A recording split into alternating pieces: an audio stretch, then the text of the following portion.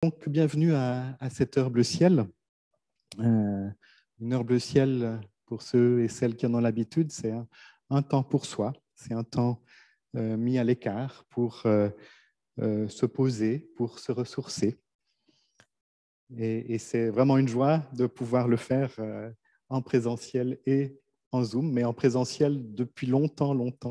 On ne s'est pas revus depuis plusieurs mois ici, dans ce temple ou dans un autre lieu.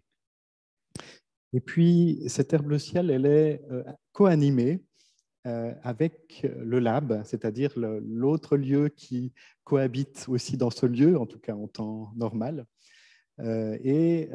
Aujourd'hui, je co-animerai ce temps avec Vanessa Trub. Alors là aussi, c'est une première. Donc, c'est Vanessa Trub, c'est une collègue, et on co-anime une célébration en n'étant pas dans le même lieu, c'est-à-dire qu'elle est chez elle pour des raisons pratiques. Et puis, moi, je suis ici, mais voilà, elle participera à l'animation. Donc, bienvenue à toi aussi, Vanessa. Eh bien, et pourquoi est-ce que nous co-animons cela? Eh bien, vous l'avez peut-être vu, c'est parce que nous allons commencer, une vingtaine d'entre nous, à partir de la fin de cette heure bleu ciel, à partir de midi, une semaine de jeûne alimentaire. Donc, c'est une première aussi que nous offrons entre le Lab et la Maison Bleu Ciel, donc une expérience pour laquelle ces personnes, enfin, nous sommes déjà en route, nous nous sommes déjà vus et entretenus par Zoom une première fois pour se préparer à ça. Et en principe, maintenant, voilà, on s'est tous préparés mentalement, physiquement, spirituellement pour commencer ce jeûne qui va durer jusqu'à vendredi soir, en fait. Et puis, c'est un jeûne qui est aussi lié à une semaine un petit peu spéciale, qui est une semaine où on va mettre en avant l'éco-spiritualité et en particulier une action climat qui est portée par l'ensemble des croyants du monde, c'est-à-dire aussi bien des chrétiens que des musulmans, que des juifs, que des bouddhistes, etc., un petit peu partout dans le monde. Et on va se retrouver pour vivre des choses ensemble, mais par petits groupes, étant donné les circonstances. Il n'y aura pas de grandes manifestations dans les rues, mais ce sera la journée d'action climat de tous les croyants du monde entier, donc jeudi 11 mars. Je vous en dirai un petit peu plus tout à l'heure. Donc aujourd'hui, ce que j'aimerais vous proposer, c'est de vous inviter à explorer le jeûne, justement, que vous fassiez le jeûne, que vous soyez inscrit au jeûne que nous allons proposer ou pas. Je pense que ça devrait vous parler à tous et à toutes. Donc le jeûne, c'est une pratique très ancienne qui consiste donc en principe à se priver de nourriture pendant un certain temps. Pourquoi est-ce qu'on fait ça? Est-ce que c'est pour se faire du mal? Est-ce que c'est pour se priver alors qu'on s'est déjà privé de tellement de choses ces derniers mois? Est-ce que c'est pour s'acheter les grâces du divin, comme s'il s'agissait de marchander ou de faire plier Dieu en notre faveur? Alors évidemment pas. C'est évidemment pas dans ce sens-là. Je crois que c'est plutôt pour vivre une expérience qui va me permettre de dépasser certaines croyances que j'ai sur moi, certaines croyances limitantes, et puis de me recentrer sur ma vraie faim, sur mon vrai désir. De quoi ai-je faim et soif en réalité? Nous croyons tous et toutes qu'il faut manger pour vivre, mais quiconque a déjà jeûné sait qu'on peut se passer de nourriture pendant une certaine durée. Et surtout, l'homme ne vit pas seulement de pain, comme le dit l'Écriture. On y reviendra. Mais il y a une autre faim qui est plus essentielle à creuser en moi, une faim d'infini. Et pour trouver cette faim, pour la sentir, je crois que la première étape, c'est dépasser ma peur de manquer. C'est lâcher prise, au fond, sur la nourriture que je connais. J'en ai besoin, certes, mais j'ai surtout besoin d'une autre nourriture. Et de celle-là, mon être en a faim parfois depuis des années et des années, et je ne le sais pas toujours, ou je l'ai oublié. Parce que je passe mon temps, nous passons notre temps à nous remplir d'autres choses, à nous remplir de fini, à consommer des nourritures finies pour combler le manque parfois que nous ressentons au-dedans de nous. Voilà, donc après cette petite introduction sur le jeûne, vous savez maintenant ce que je vous invite à explorer aujourd'hui. Donc nous allons entrer dans cette heure bleu ciel à vivre comme une expérience, comme quelque chose qui concerne tout l'être, pas seulement la tête, pas seulement le mental. Je vous invite à être attentive à ce qui respire en vous, ce qui peut-être bloque, ce qui résiste, ce qui se passe en tout cas à l'intérieur. Est-ce qu'il y a quelque chose qui s'éveille? Est-ce qu'il y a quelque chose qui vient en résonance avec les chants, avec le texte, avec ce qu'on entend, avec le silence? Donc, je vais vous dire en quelques mots comment ça va se passer. Pour ceux qui ont l'habitude, c'est comme d'habitude. Donc, après ce temps d'introduction, nous allons chanter. Ceux qui sont à la maison peuvent chanter à tue-tête. Ici, on va fredonner. Voilà, il y a des limites aussi. Fredonner dans son masque. Et puis, nous aurons un long temps d'abord de méditation et surtout de silence que nous terminerons par une prière. Et puis ensuite, je vous dirai 2-3 choses autour de ce jeûne. Donc, c'est ce que j'ai appelé l'apport spirituel sur l'essentiel. Et après ça, nous aurons un temps d'échange entre ceux qui sont chez eux et puis ceux qui sont ici. Vous verrez qu'on pourra s'entendre en principe les uns les autres si tout va bien. Et nous finirons par un temps d'annonce et de bénédiction.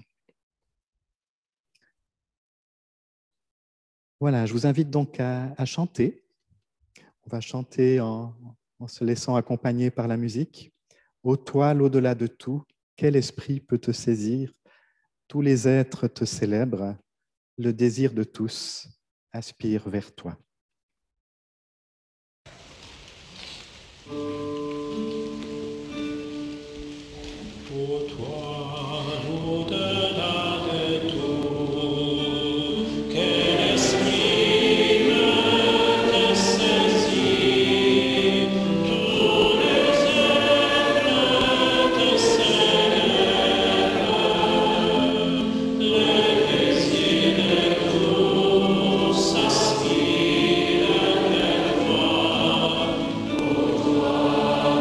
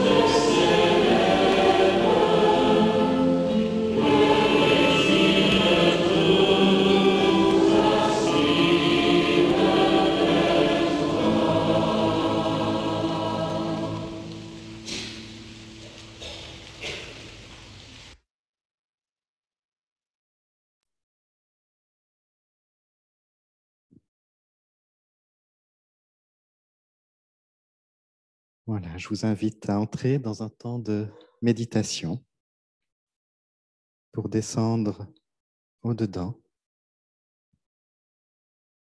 pour accueillir tout ce qui nous traverse, pour se poser, pour poser notre être dans l'amour qui tient toute chose.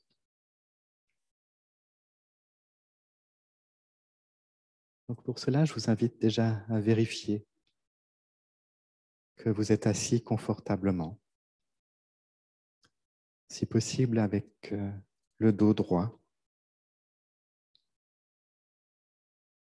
de manière à ce que vous puissiez bien vous sentir posé, les mains sur vos jambes ou le long du corps si jamais vous êtes couché.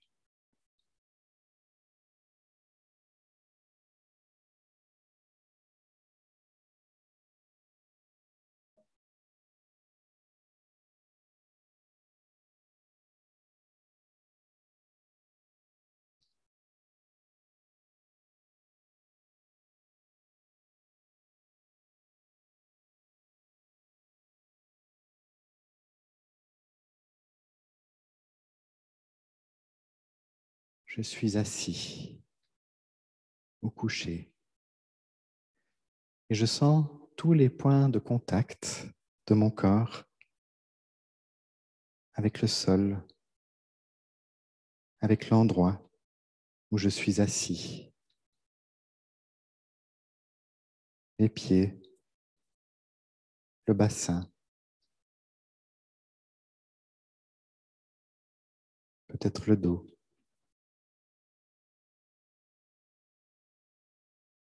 Je suis porté.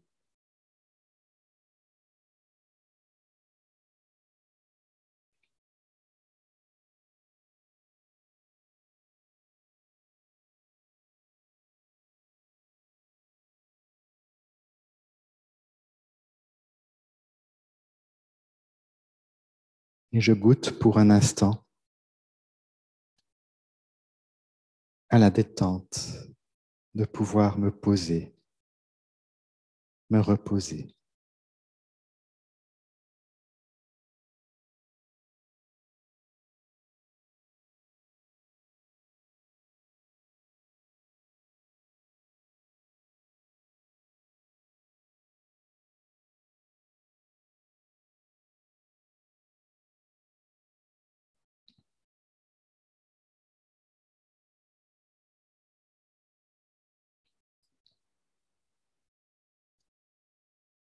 Et puis je pose mon attention sur mon ventre. Comment c'est à cet endroit, en cet instant?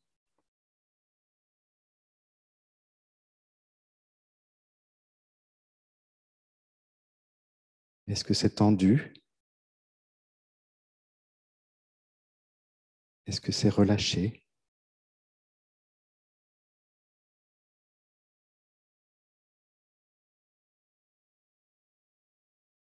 Est-ce que c'est rempli? Ou est-ce qu'il y a de l'espace?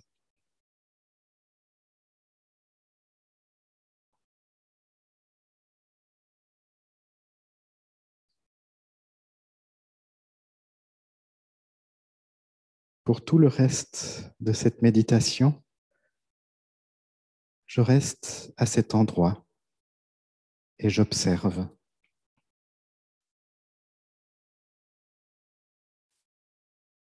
Et si mes pensées m'en éloignent un moment, je reviens simplement et je porte à nouveau mon attention sur mon ventre.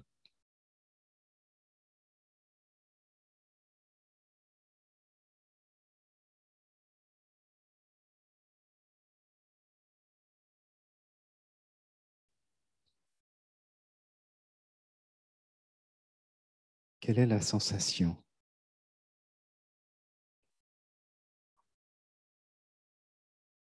Est-ce qu'il y a une émotion?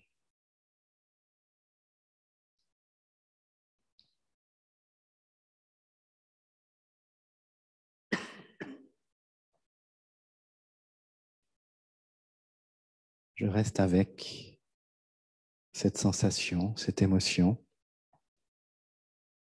et je la laisse prendre sa place au-dedans de moi.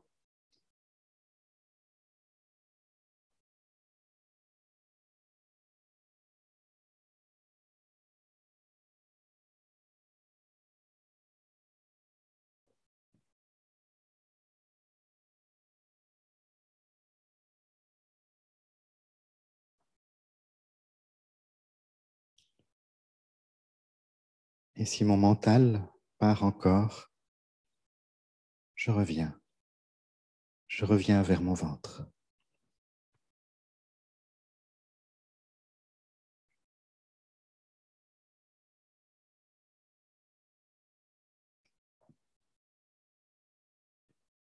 Est-ce qu'il y a une fin à cet endroit? Et si oui, comment est-ce que c'est? Une fin de quoi?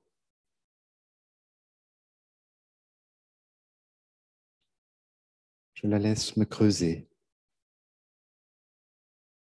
et j'accueille.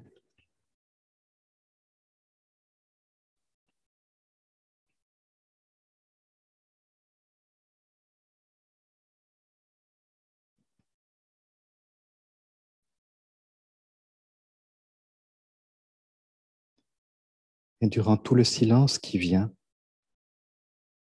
je continue à explorer, à sentir. Peut-être que ça va changer, peut-être pas.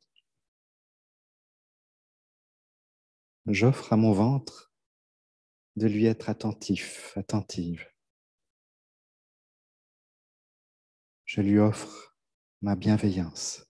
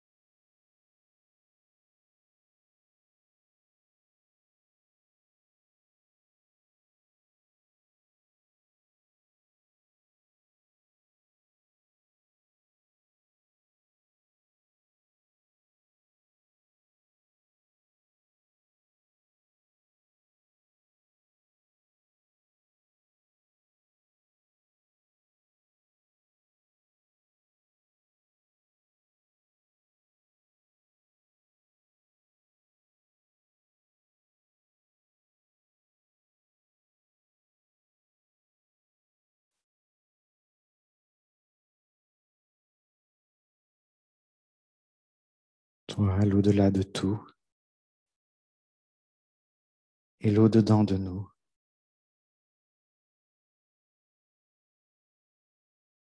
Tu es à la fois infini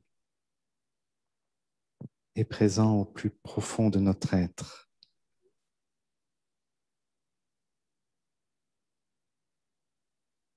Nous te cherchons. Notre âme a soif de toi.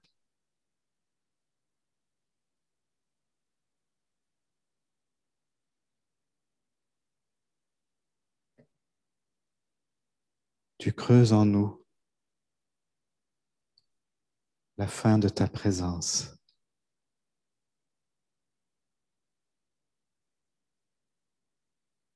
Et tu nous offres cette eau vive, ce pain de vie au plus profond de nous, à chaque instant.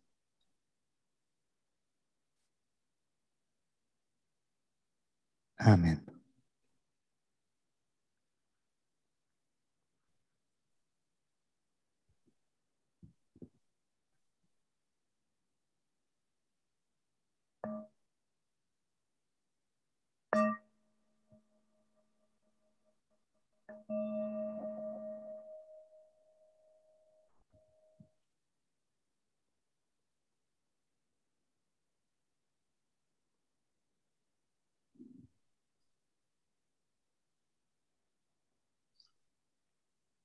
Voilà, quelques mots sur le jeûne. Il y a de multiples raisons pour jeûner. Certains le font pour faire pénitence après certains excès dans leur vie, comme pour retourner à une meilleure hygiène de vie, pour exprimer leur désir de conversion, de retour à Dieu aussi. D'autres jeûnent pour se sentir mieux, tout simplement. Le jeûne nettoie en profondeur, enlève les toxines, prévient des maladies.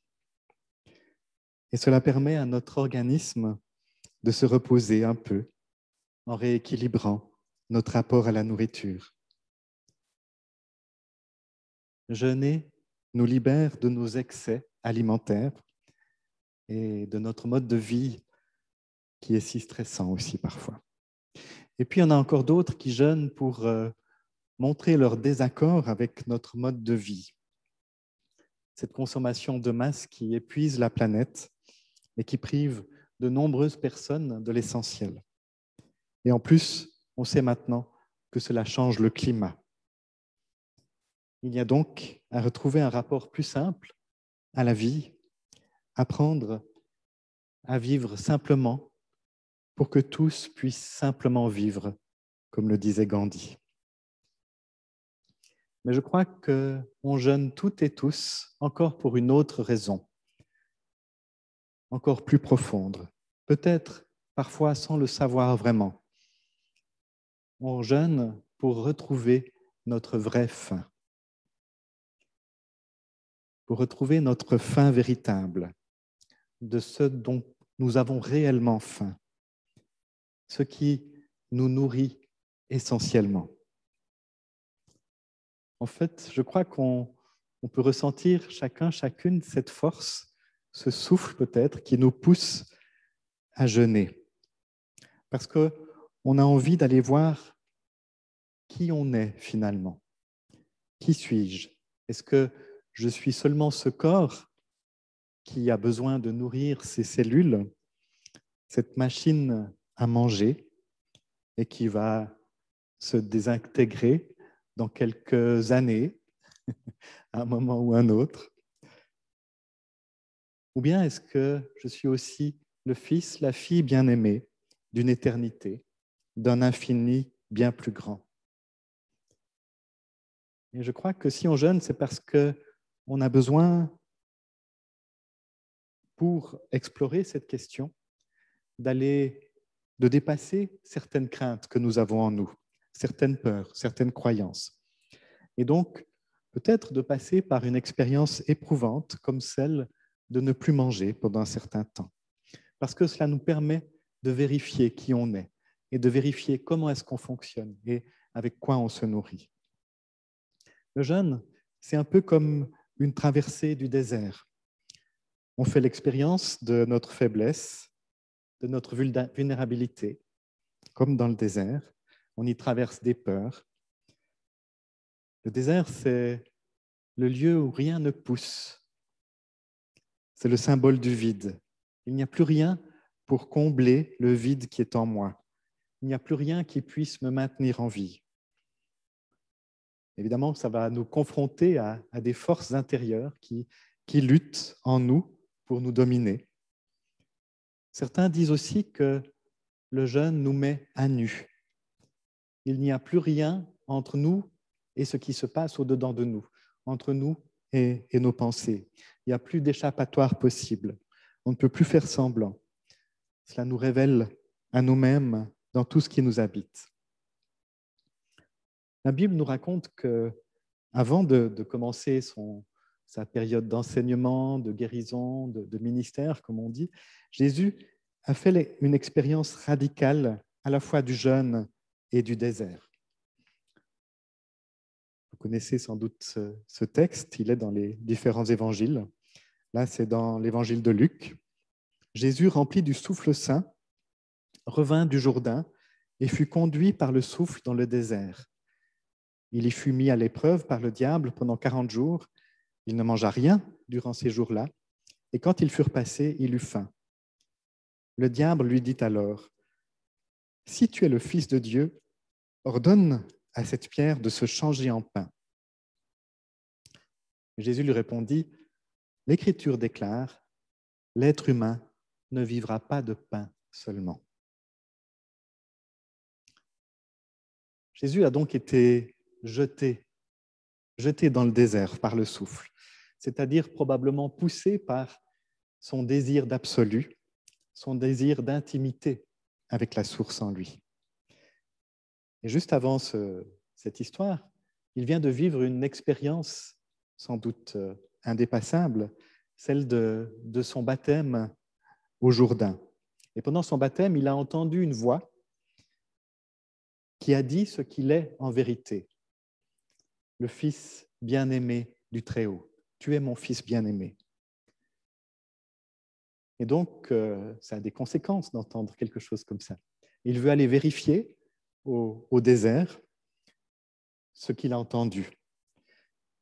Il va rencontrer au désert ce qui s'oppose en lui à être vraiment le Fils de Dieu, le Fils du Père, un être qu'un avec le Père.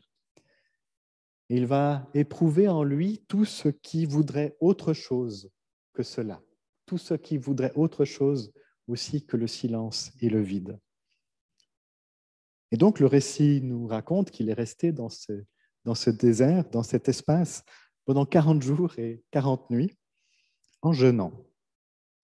Donc sans chercher à absorber les nourritures dont il avait l'habitude, mais aussi les nourritures habituelles des pensées et de ses habitudes. Et après 40 jours, le texte nous dit qu'il a faim. Bon, on le serait à moins. Hein?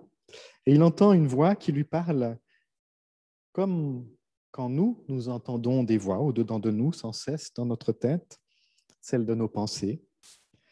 Et ça, c'est la voix au fond du diable qui s'exprime à l'intérieur de lui comme une voix intérieure. Et c'est une voix en fait de l'objection, une voix qui n'est pas d'accord. Cette voix, elle est inquiète. Elle est inquiète de voir Jésus s'établir dans quelque chose qui ne ressemble pas, selon elle, à la vie, à la survie. Et on pourrait même dire que c'est une voix qui essaye de le maintenir en vie, de le protéger. Une voix qui s'inquiète de sa survie. Il vient de jeûner 40 jours, il faut qu'il mange. Il faut qu'il mange du pain. Et s'il est le Fils de Dieu, bien, il doit bien être capable de transformer des pierres en pain et de manger pour survivre, tout simplement.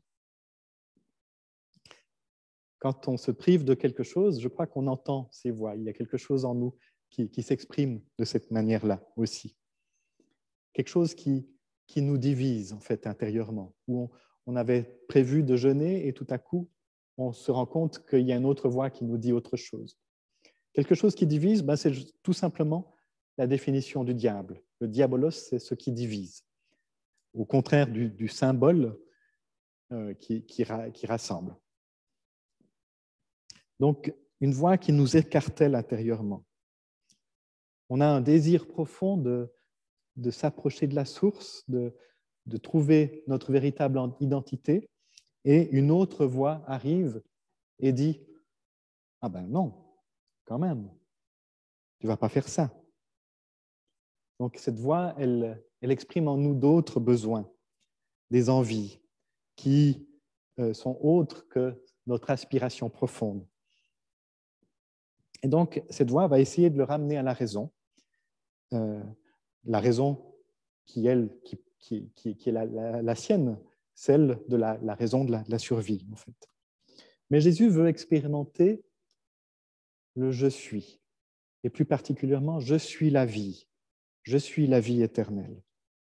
C'est-à-dire comment il va pouvoir mourir à une dimension de lui pour devenir la vie éternelle.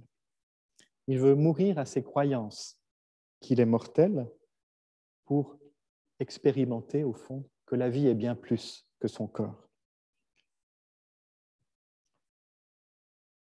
Et donc, le diable va exprimer en lui, comme une voix intérieure, va lui dire « j'ai peur de mourir de faim ». Et cette voix, elle ressemble donc à bien d'autres voix en nous qui nous disent « attention, danger, je risque de manquer de quelque chose ». Il a entendu une voix qui est, le récit dit que c'est celle du diable, qui essaye de le ramener à la raison. Et lui veut expérimenter, au fond, le « je suis » de la vie éternelle. C'est-à-dire de dire, mais au fond, la faim de pain, ce n'est pas la plus importante. Moi, j'ai faim d'autre chose. Et j'ai faim de cette vie éternelle. Et je vais me nourrir de ça. Donc, en fait, c'est la question que je venais de nous poser, c'est quelle est au fond cette faim? Quelle est au fond cette nourriture essentielle? Si l'homme ne vit pas de pain seulement, alors de quoi vit-il? Et la réponse, on l'a dans différents lieux dans les évangiles. Et là, j'en ai pris un des lieux parmi d'autres. Ça se situe à la fin du récit de la rencontre de Jésus avec la Samaritaine. Donc, il est au bord d'un puits, et puis il est en train de discuter avec la Samaritaine. Et pendant ce temps-là, les disciples sont partis à la ville pour acheter à manger. Et quand ils reviennent, bien Jésus semble déjà nourri. Donc, je vous lis le texte. Les disciples insistaient auprès de Jésus, « Rabbi, mange quelque chose. » Mais il leur dit, « J'ai à manger une nourriture que vous ne connaissez pas. » Les disciples se demandèrent donc les uns aux autres, « Quelqu'un lui a-t-il donc apporté à manger ?» Et Jésus leur dit, « Ma nourriture, c'est de faire la volonté de celui qui m'a envoyé et d'accomplir le travail qu'il m'a confié. » Ma nourriture, c'est de faire la volonté de mon Père, on pourrait dire. Qu'est-ce que ça veut dire, au fond? Se nourrir de la volonté du Père. Le Père, c'est celui qui est à l'origine de nos vies. C'est celui qui, en nous a donné la vie. Faire sa volonté, c'est donc se calquer sur cet amour qui nous a donné la vie.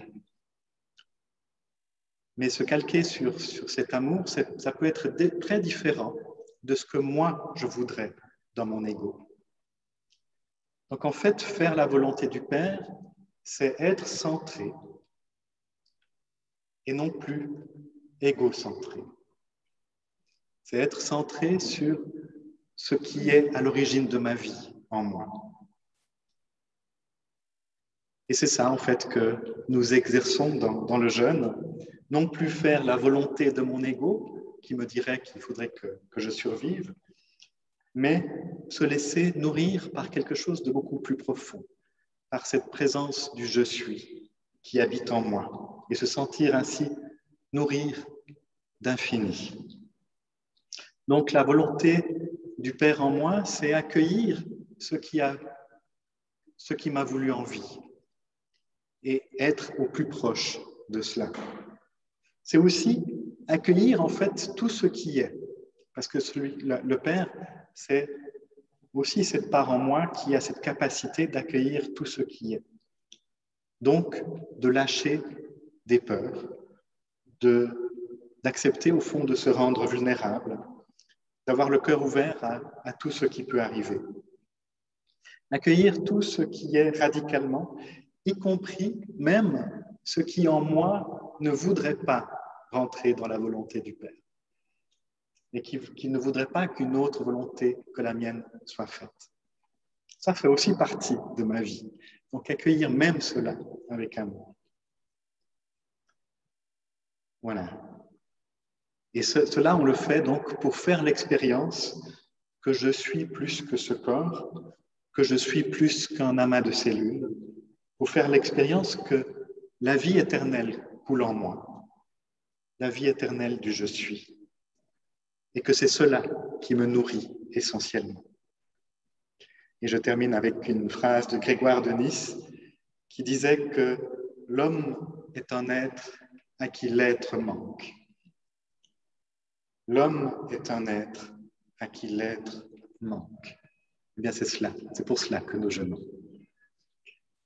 Voilà, je m'arrête là et je vous invite à dialoguer.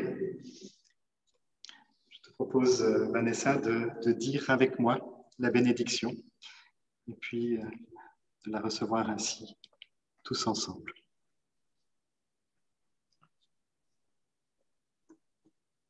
Recevoir la bénédiction, c'est se souvenir de qui nous sommes, les enfants du même Père. Recevoir la bénédiction, c'est se laisser nourrir de la simple présence de « je suis en moi » qui devient mon pain de chaque jour. Au nom du Père, nous bénissons ce que nous sommes chacun, chacune, des fils et des filles de l'amour qui entoure toute chose. Amen. Amen. Voilà, je vous souhaite un bon dimanche à tous et un bon jeûne à tous ceux qui vont jeûner ensemble. Et bon appétit aux autres.